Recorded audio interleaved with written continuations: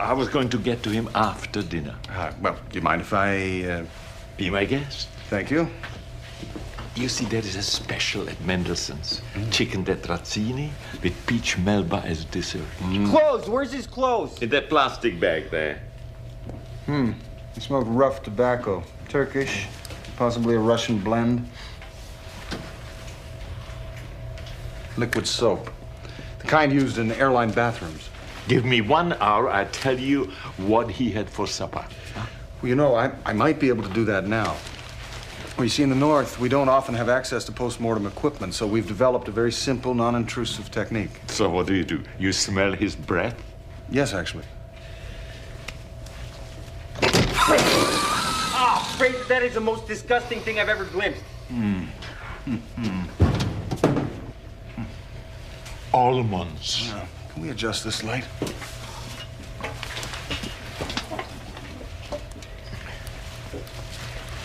Huh. That's dental work. It looks like it was done by gardening tools. You see here? Yeah. 1 cap, his 3rd distal molar. Cyanide. Hey! Include me here. I don't think you killed this man, Ray. When you hit him in the jaw, he bit down on a cyanide cap he had in his tooth and poisoned himself. Good. This guy has no label, so who the hell is he? My guess is, judging by the amount of cash he has between his teeth, that he arrived in the country today by plane, probably on a Polish or Russian airline. He smokes Russian cigarettes. He has a cyanide cap in his tooth. Some people might conclude, as Mr. Hanrahan does, that he is a Russian spy. Come on, the Russians can't afford food, let alone spies, Fraser. Well, people can starve, Ray, but a government can always afford spies.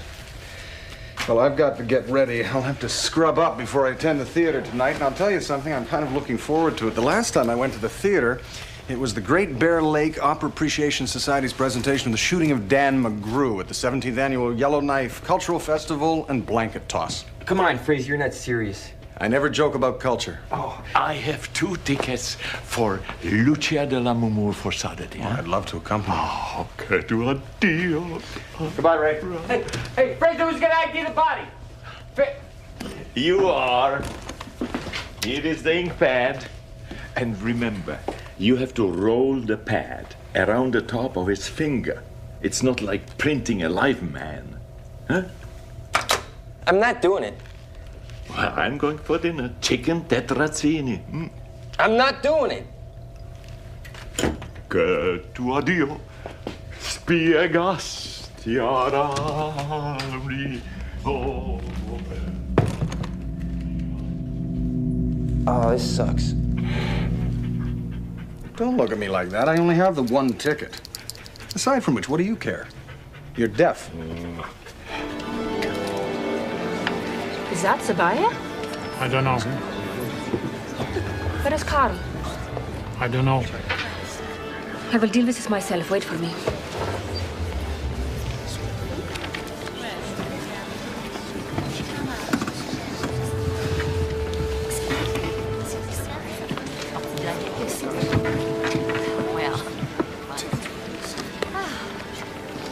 The quality of the sound of music transports me like smoke. Do you have a light for my cigarette? I'm afraid this is a non-smoking environment. White raven waits for the right wave. I see. The white raven waits for the right wave.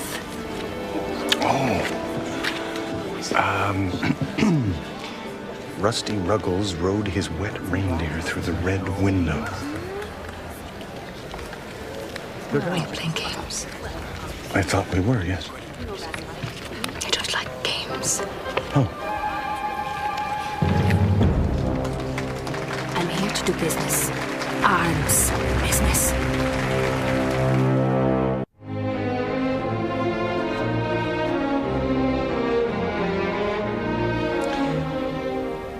This is so exhilarating for me. You see, we very rarely had live music where I come from. Well, because it's so remote. I mean, the cost of flying a symphony orchestra in by seaplane is prohibitive. But not to mention the dangers inherent of applying one's lips to brass instruments in sub-zero temperatures. As a matter of fact, there was a very amusing, if somewhat painful incident at the 67 Centennial. Shh. Oh, I'm sorry. So the feds don't have his fingerprints on file. What's the problem? But they don't say that. They're hiding something. If they didn't have the prints, they'd come out and say so, but they don't. No. It's government. They never just come out and say anything. We had a seminar, information sharing in the 21st century, where we had homework, scribblers, everything, remember? Let it go. Want to get involved with the feds, it's always a disaster. Hey, you're the one who wanted to know who the hell this guy was. Hey, I changed my mind. Lieutenant, I killed the guy. Detective. Look, the shooting team from Internal Affairs, they want you available to them, so don't leave the building. But I didn't shoot anybody. Yeah, but we don't have a punching team, so you're just gonna have to make do. And so you see, when he lost his lips, he was forced to abandon the horn section, and he took up the triangle. Do you have any idea who I am? Actually, no. Which is what... Shh. My apologies. Are you enjoying this kind of dangerous little game? That's an excellent question. First of all, if I could... Shh. Follow me. As you wish. Certainly.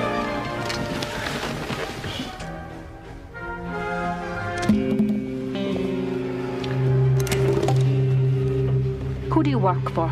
Technically the Queen. He works for the colonel. Oh, you're Russian? I'm sorry. I mistook you for being English. Shh. I'm terribly sorry. Excuse me.